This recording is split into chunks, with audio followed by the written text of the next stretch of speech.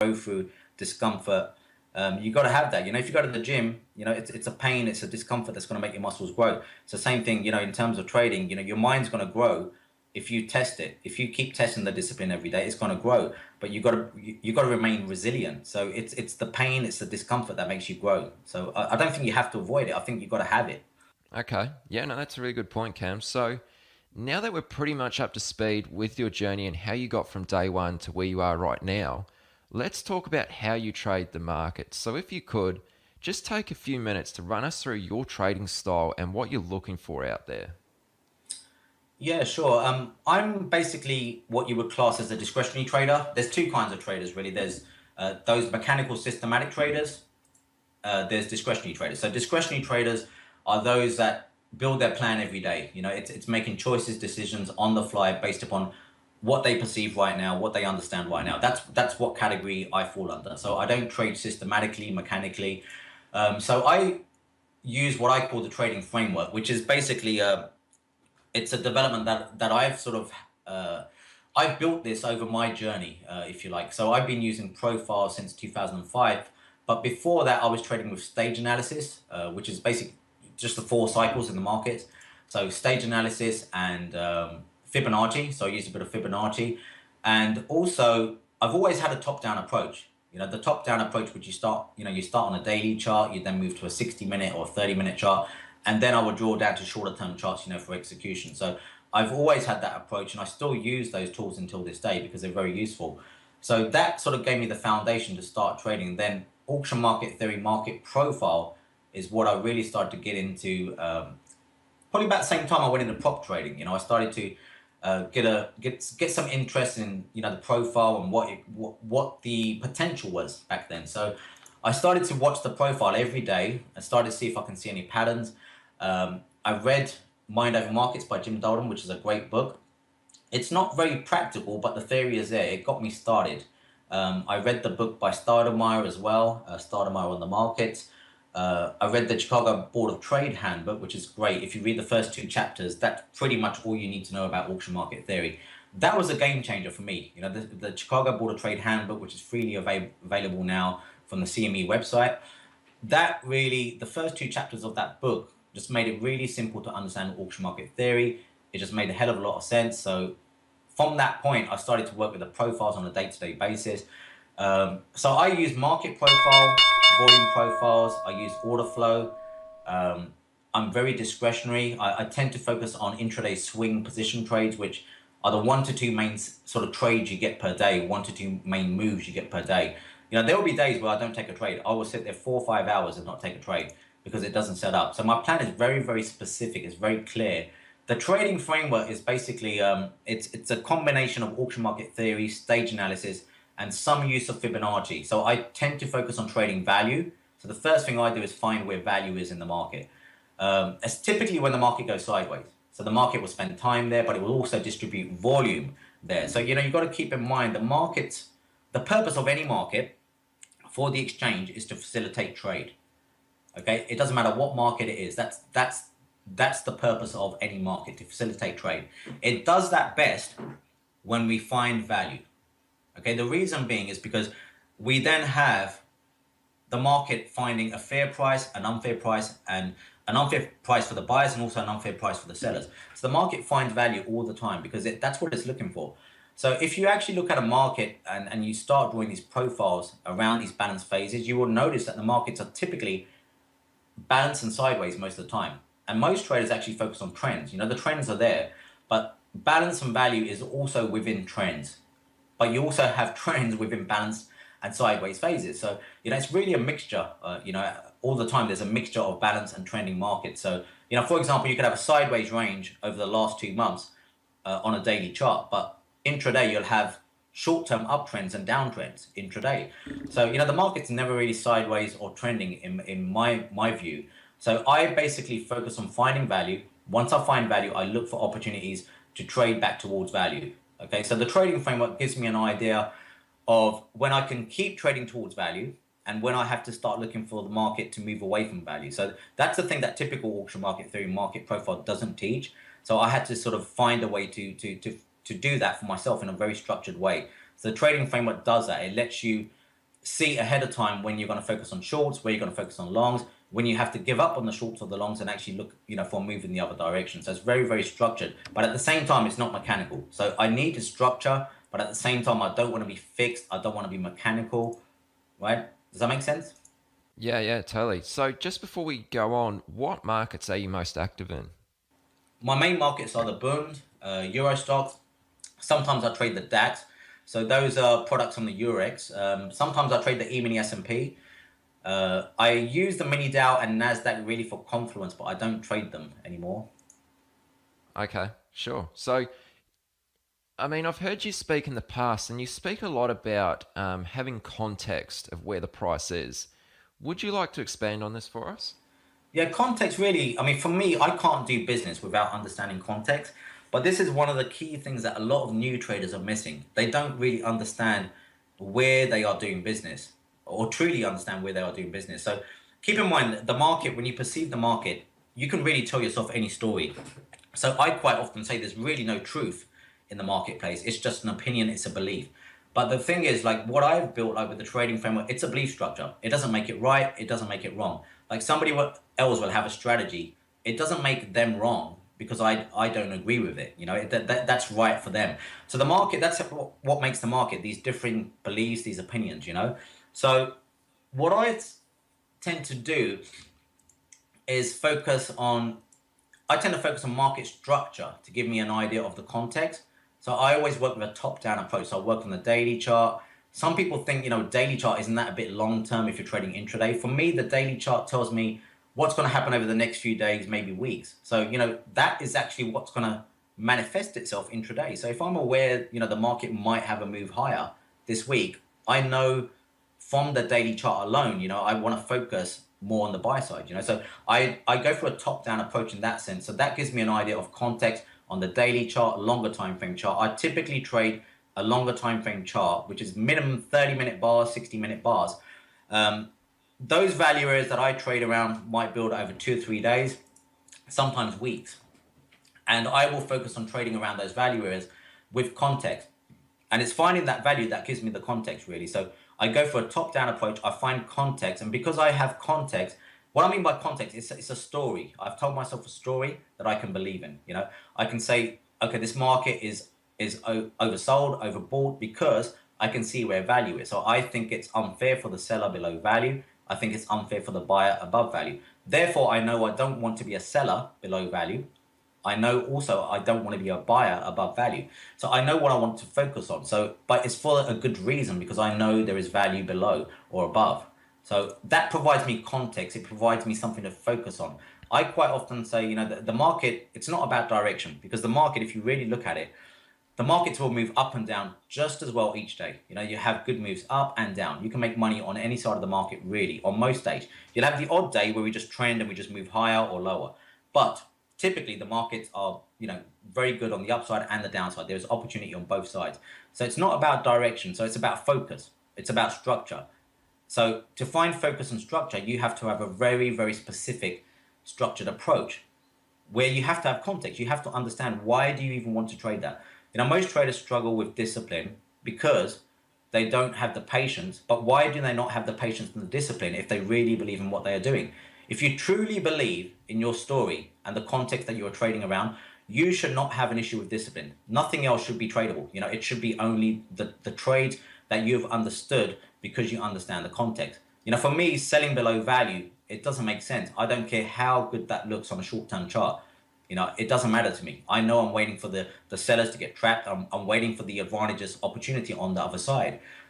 So it's about being very structured and having a very clear understanding of what you're actually looking for. I only trade grade A trades. I'm not looking for crappy trades. One of the things as a day trader is that there's too much opportunity. You can trade every 5 minutes if you like, every 2 minutes. There is too much opportunity. So for me, funnily enough, have you heard about the fear of missing out, Aaron? I'm sure you have. Yeah. So the fear of missing out is that it's a key thing that comes up again and again and again. And I say, why have you got a fear of missing out? Because I love missing trades, and I'll tell you why. And this is another reframe that I've done through NLP. I love missing trades. The reason is because a lot of the trades are crap. They're not good. They're not good trades. They're shit trades. Okay, I'm only looking for good trades. So why should I be concerned about missing trades that have nothing to do with my plan? I'm always missing trades. And actually, the better I get at missing trades, the better I'm going to get at actually finding the good trades. So it's not about missing trades because you've got to miss them all the time. Does that make sense? Yeah, yeah. So you mentioned something in there which I'm actually keen to bring up with you, and that's believing in the plan and believing in what you're trading. And it's something you talk about quite a lot, which of course, it makes perfect sense. But I can see how it would also be very difficult for a trader who has limited experience to do this. So what would you suggest to someone in this scenario who has limited experience, who doesn't really have any real reason to believe in what they're doing yet?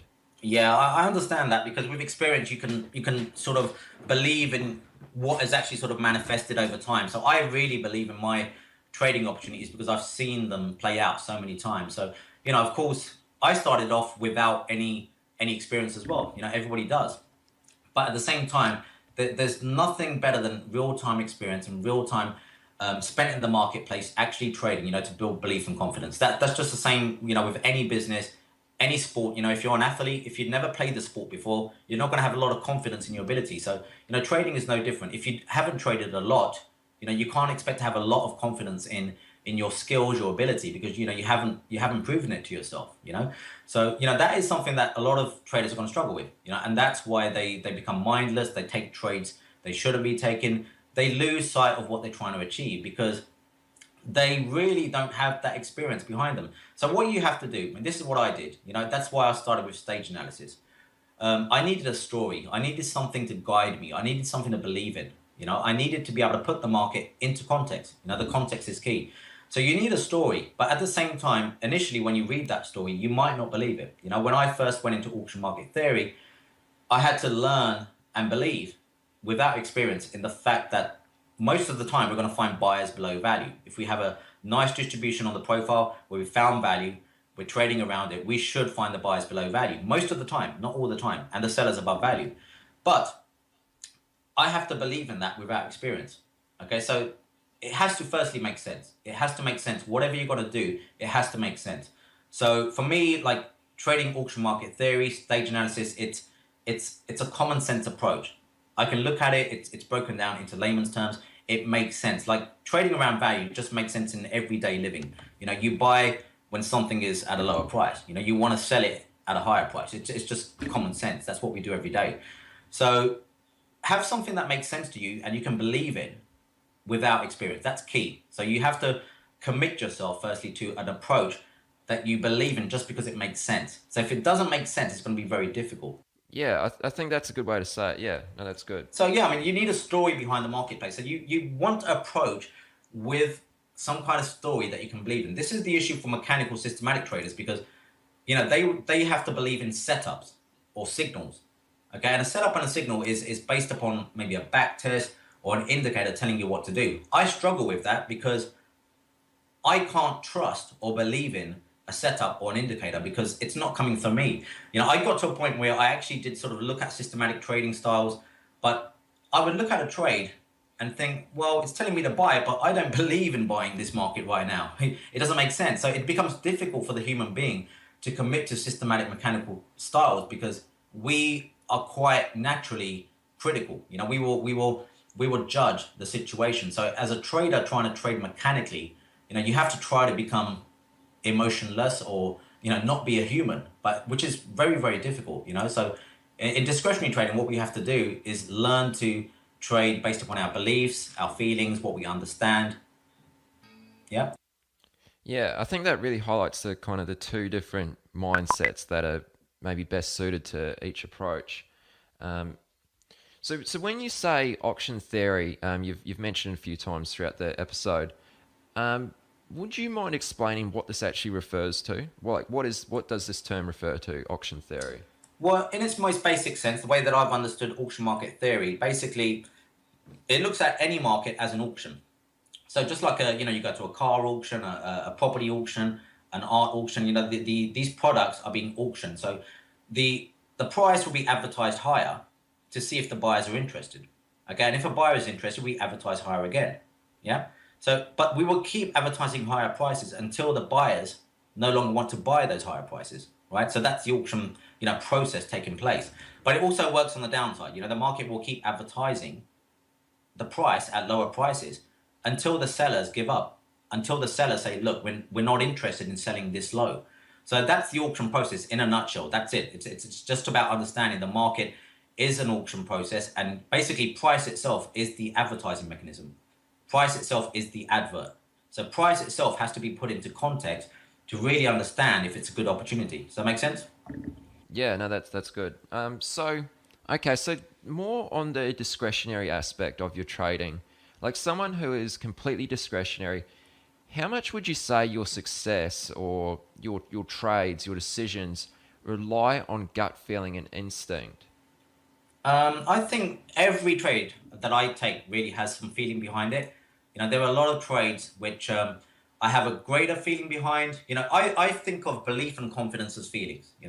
I talk about emotional scales, and if you sort of picture in your mind, if you got like a balance scale, okay, and on one side you have fear, doubt, and anxiety, and on the other side you have belief and confidence. Okay, these are the feelings, right? And I always want at least 80% belief and confidence in every trade that I commit to. Okay, meaning that there will be some element of fear, doubt, and anxiety because I'm human. So I'm not trying to pretend I'm not human. And I'm not trying to pretend I'm not going to have fear, anxiety, and doubt because I'm taking risk. I'm going to have anxiety. I'm going to have fear. I'm going to have doubt. I'm risking anywhere up to $5,000 a day. I'm going to have some doubts. I'm going to have some fear. I always say I wake up every day with performance anxiety. It doesn't go away. All this stuff about, working on yourself and becoming emotionless is bullshit. Unless you become an alien that is not human, you're always going to have feelings, emotions. You can't do anything without feeling. Okay, you can't. As a human being, everything that you do, every choice decision you make, whilst you might not be consciously aware of it, has feeling behind it because it feels right. It sounds right. Because in NLP, we learn about the auditory senses, the kinesthetic senses, right? The visual. It's not just about seeing things. It's about hearing it and feeling it as well. Feeling is absolutely important in every choice decision you make, right? So you can't get away from it. Every trade is going to require some kind of feeling behind it. But some trades, I will feel a greater sense, like a gut feel that it just feels right or it just feels good, right? But it doesn't mean, that's not there in the other trades. It is, but sometimes it's just a bit stronger. Does that make sense? Okay, sure. No, that's well said.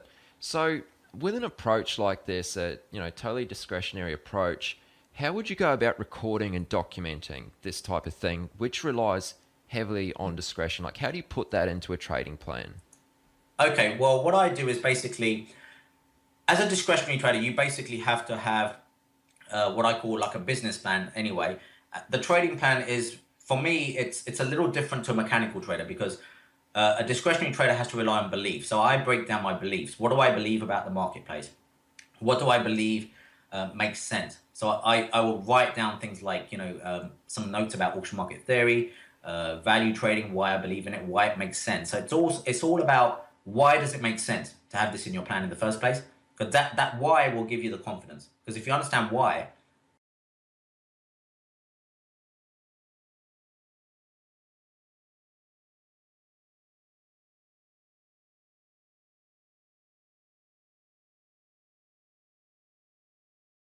beliefs about the marketplace, telling yourself a story.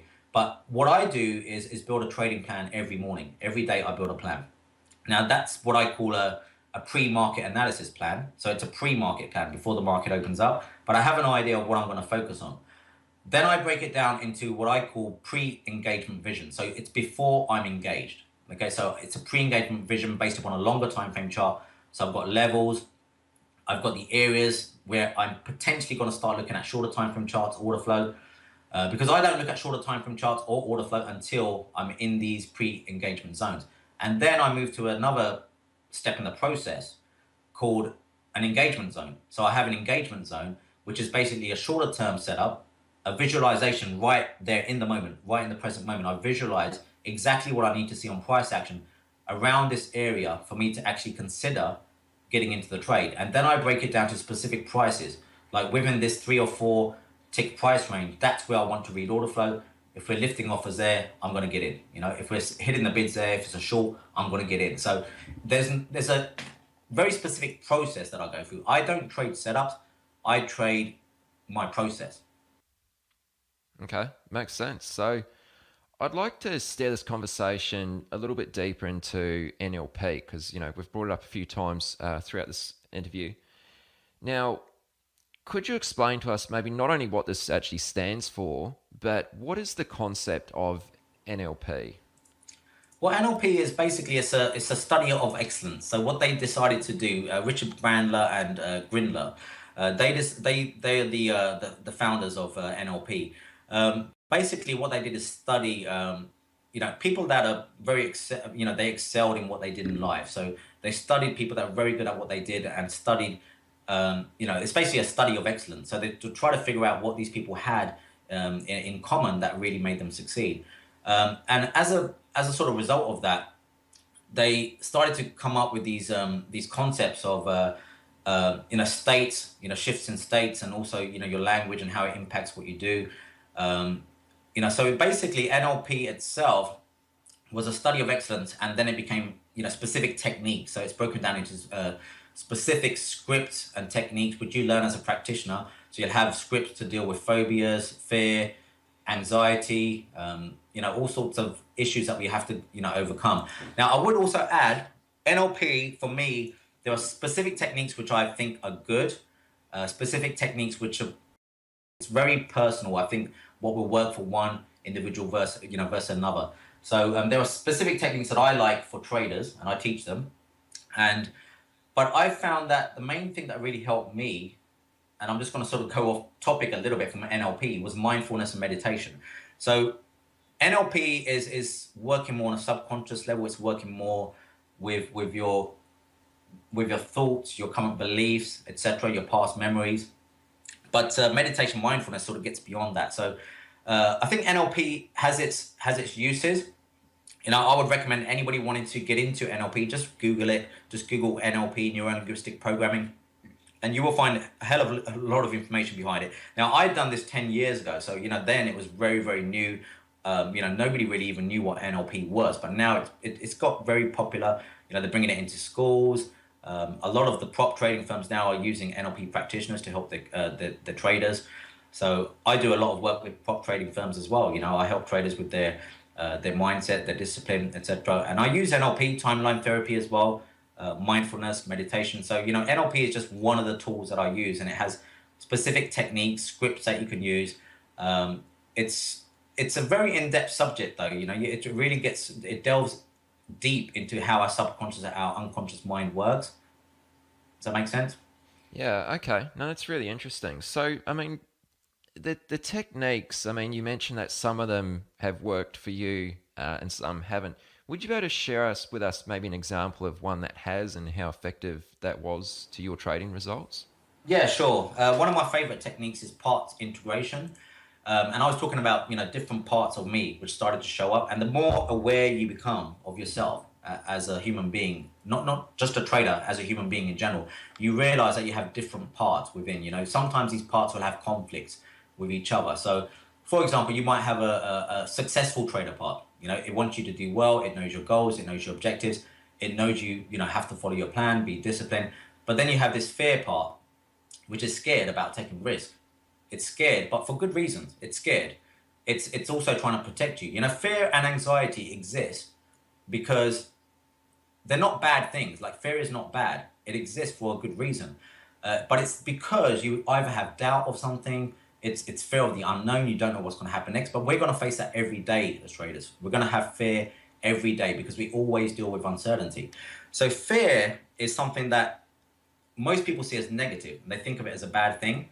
But with NLP, what we do is we go for this specific technique and we bring out these parts. We bring out the positive part on one hand, the negative part on the other hand, and then we visualize, these parts, and we put a color on them, we put a shape on them.